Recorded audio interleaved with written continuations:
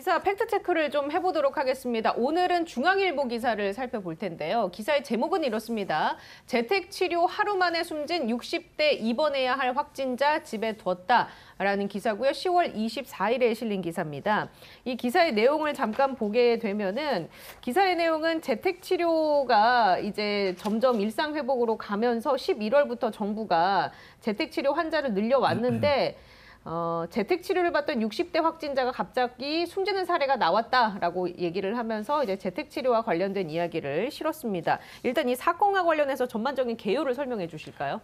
네, 일단 이제 저희가 좀 꼼꼼하게 챙겨봐야 될 내용이 굉장히 많은 사례인데요. 일단은 그 67세, 이제 만 67세 이제 어르신이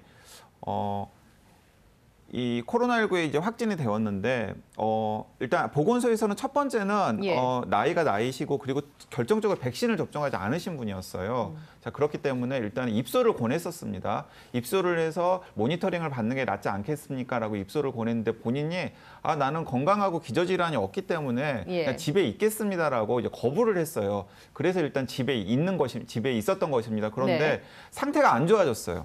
상태가 안 좋아져가지고 119를 불렀는데 이분이 코로나19 확진 환자라는 게 119에 전파가 되지 않았었던 것으로 보입니다. 그래서 119에서 처음에는 코로나19 확진자를 수송할 수 있는 차량이 아니라 일반 차량이 온 거예요. 아무런 방호복이나 이런 조치가 없이. 그래서 이분은 수송할 수 없습니다. 그래서 코로나19 환자를 수송할 수 있는 다른 차량을 또 호출을 한 겁니다. 그래서 호출을 했는데 와가지고 옮겨가는 과정에서 이제 심정지가 와가지고 PCR 같은 것들을 해도 이제 이분이 이제 사망한 사례인 거죠. 그러니까 이제 우리들이 좀 이거 꼼꼼하게 따져봐야 할 내용들이 분명히 굉장히 많고요. 이게 재택치료가 막 전면화되려고 하는 상황에서 지금 발생한 사례이기 때문에 방역 당국에서도 이 사례를 굉장히 예의주시하게 좀 모니터링한 다음에 어떤 부분들이 부족했는지를 지금 체크해서 보완할 예정으로 알고 있습니다. 지난 금요일 날에 이 사례를 이제 다뤘는데요. 금요일 날 하고 시간이 우리가 부족해서 못했지 않습니까? 그런데 제가 그때 이거를 말씀을 드렸는데 뭘 몰랐느냐 하면 제가 어떤 언론사 기사에도 이분이 백신 미접종이라고 하는 게 명확하게 나온 기사가 거의 없어요. 그때 당시에. 그 당시에. 그래서 저는 이분이 백신 미접종이라고 하는 것 자체를 제가 몰랐습니다. 그러는데 지금 우리 방역당국에서 재택치료를 할 때 조건이 있잖아요. 70대 미만이고 비교적 건강하면서 기저질환이 없는 분, 그다음에 집이 어떤 구조를 가지고 있어서 집 내에서 전파가 이루어지지 않는 분인 경우에는 본인이 원할 경우에 능동 감시 형태로 하면서 재택치료를 할 수 있는 거잖아요. 그러는데 방금 제가 말씀드렸죠. 뭘 모르고 있었느냐 하면은 백신 미접종이라고 하는 걸 제가 몰랐다니까요. 그래서 저는 이제 지난 금요일 날에 팩트에 기반해서만 말씀을 드렸는데 이제 강 기자님이 이 얘기를 하셨어요. 이분이 백신 미접종이다. 그렇기 때문에 우리가 살펴볼 게 많다는 거죠. 그러면 다시 오늘 우리 방송의 앞부분으로 돌아가 보면은 백신 접종을 하지 않은 고령층인 경우에는 얼마나 위험하고 갑자기 나빠질 수 있는 상황이 발생할 수 있다는 거죠. 그러니까 2, 3일후가 지나면 이제 갈림길에 선다는 것 아닙니까? 자, 그런데 이제 이분들 같은 경우에는 그 보건소나 방역 당국이 조금 판단을 정확하게 했어야 되고 앞으로 지침도 좀 개정이 되었어야 하는 생각이 드는데 60대 이상은 전체적으로 코로나19 고위험군이잖아요. 그러니까 60대 이상의 고위험군 중에서 백신 접종을 안 하신 분들은 설사 처음에 확진되었을 때 상태가 긍정적이라고 하더라도 무조건 병원이나 시설에 입소를 시켜서 모니터링을 의료진이 해야 된다라고 생각합니다. 그렇지 않으면 이런 일들이 생길 수 있거든요. 자, 그럼 그 지침과 관련해서 교수님 여쭤볼게요. 지금 현재 지침이 중대본 지침인데요. 입원 요인이 없는 70세 미만의 무증상 경증 확진자, 그리고 재택치료의 제반 사항을 준수할 수 있으며 본인이 동의하는 경우에는 재택치료가 가능하다라고 명시가 돼 있습니다.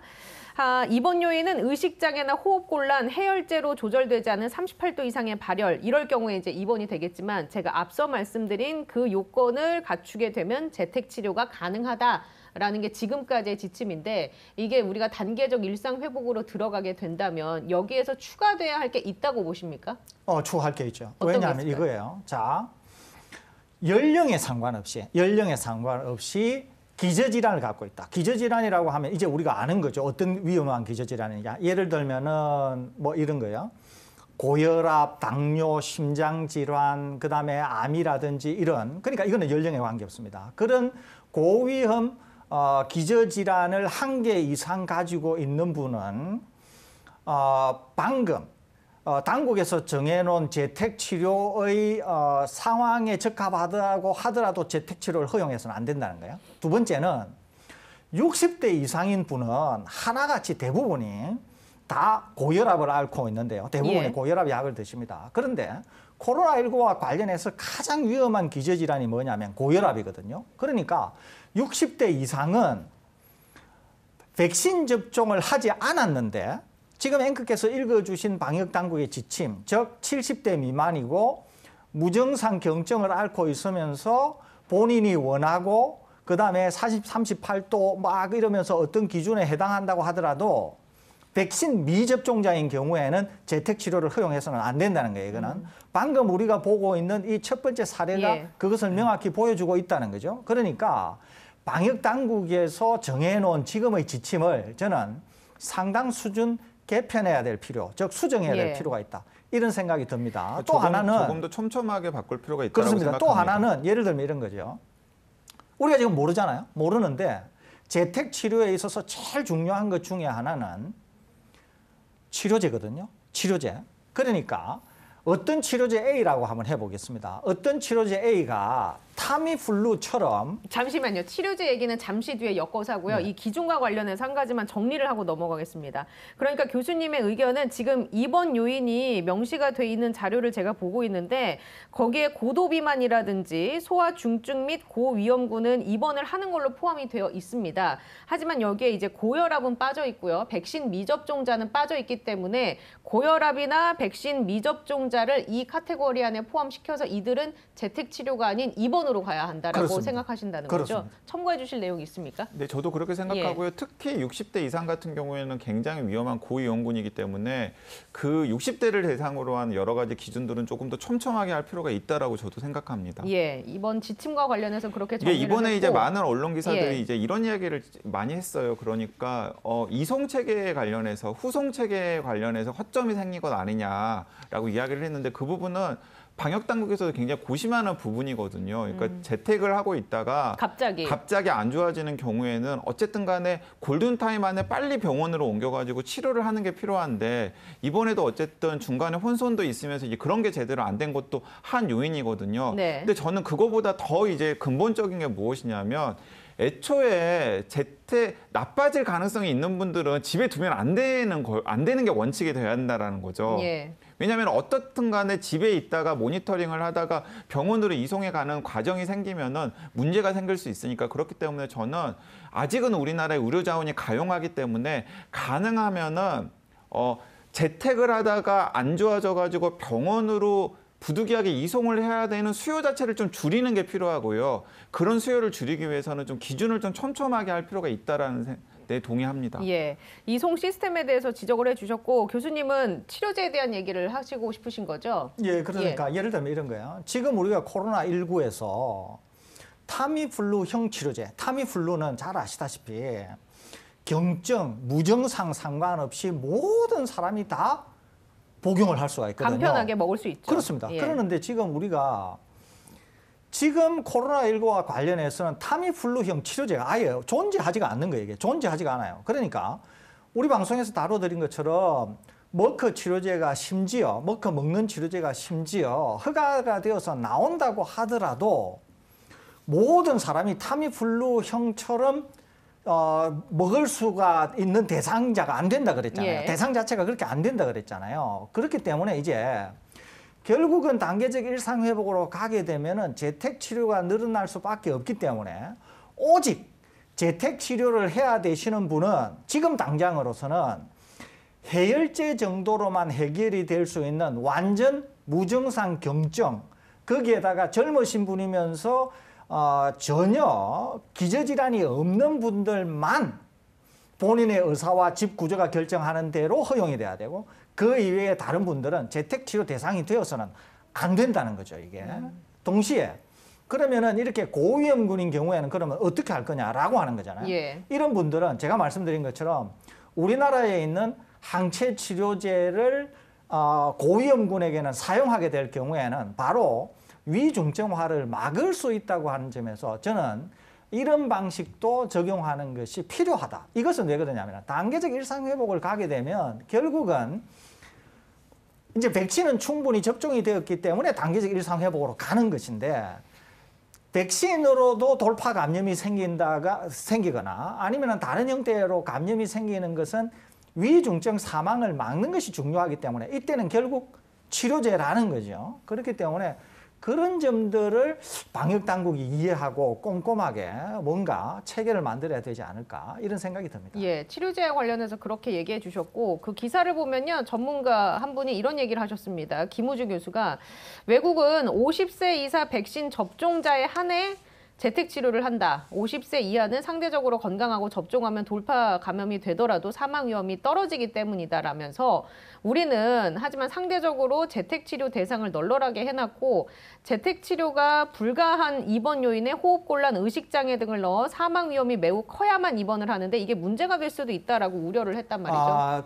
제가 예. 사실 김우주 교수께서 말씀하신 걸 제가 거의 동의 안 하거든요. 예. 김우주 교수가 뭐 학계에서 어떻게 생각이 되는지 상관없이 저는 별로 인정을 안 하기 때문에 제가 별로 받아들이지 않습니다. 틀린 이야기도 워낙 많고. 그런데 오늘 김우주 교수께서 말씀하시는 거는 저는 100% 동의합니다. 완전히 동의합니다. 이것은.